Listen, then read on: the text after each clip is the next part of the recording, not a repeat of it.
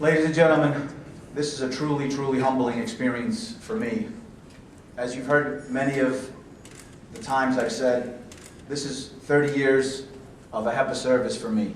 Starting with the Sons of Pericles in early 1980, all the way till today, there's a love of AHEPA that I have that has been instilled in me from the day I came to this country as a 3-year-old boy off of a boat because we couldn't afford to fly. The values of family, education, civic responsibility, and individual excellence were instilled in me from day one. I stand on the shoulders of my parents, who were immigrants, and who for the first order of business had to learn to speak the language and get jobs. From there they stressed education, all the way to the point where my sister became a doctor and I became a lawyer. Through my travels with the Greek Orthodox Church, I met a man by the name of Gus Cherivas, past Supreme President, may God rest his soul. Gus introduced me to the Order of AHEPA. From that day forward, he chose to be a mentor. He introduced me to Judge Nicholas Kafinas. The day I told him I wanted to go to law school, he said, "Nick, the judge will take care of it. Don't worry." And true to his word, I'm a lawyer today because of another past Supreme President of the Order of AHEPA, Judge Nicholas Kafinas. May God rest his soul too. Along the way, I've met many, many people. Most of you in this room have known me from the days of the Sons of Pericles. It's truly an honor to be standing here before you, serving as your Supreme President. To me, there's no higher honor. The organization has come a long way since 1922, and we've recently re-energized and revitalized the membership, the base, and encouraged people to come back and take a look at the sleeping giant that Ike Gulis has so honorably served for the last 2 years and helped get back on track. The age of the internet, thanks to Ike's good works, has helped us realize over 500 virtual type members. We are not abandoning the ideas of the forefathers, but we have to be ready to go forward with new ideas and new values. It's a changing world and we have to be able to change with it.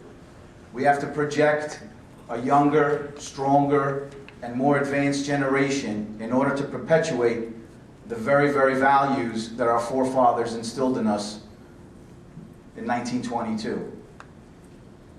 We have a lot of work to do this year. I'm going to continue a lot of the excellent programs that were started by Ike, and I hope with everyone's help in this room, we will be able to take the organization and keep moving it forward. Elaine, I congratulate you. I look forward to working with you, the sons and maids, Sia, and of course Dean and the boys. We look forward to working closely together. Wherever I go, I hope that you guys will be with me, and we will project a unified image.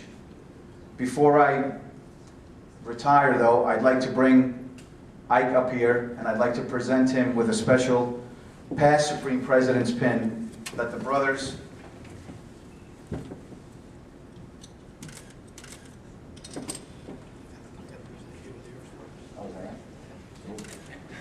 I jumped the gun. Jump the gun. Anxious.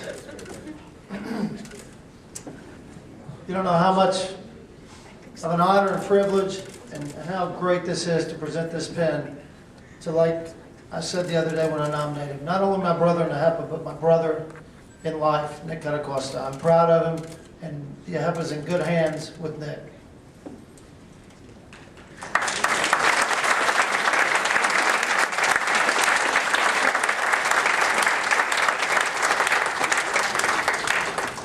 Sorry, I jumped the gun a little bit, but now I'd like to present Brother Ike. Not that I'm anxious to get rid of him. Brother Ike, his past Supreme President's pin on behalf of the Supreme Lodge. Congratulations.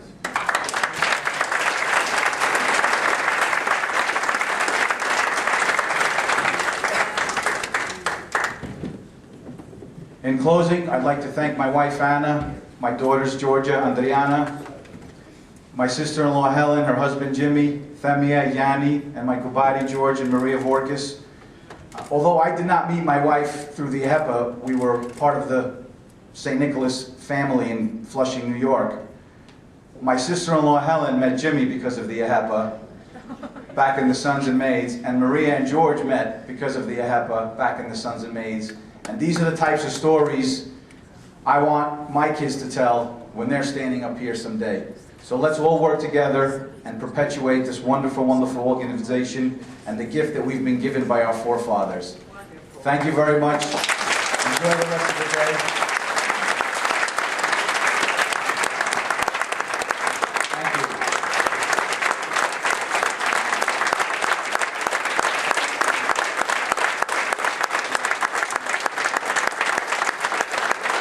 Thank you, ladies and gentlemen. Again, I congratulate all the officers. We had a wonderful convention.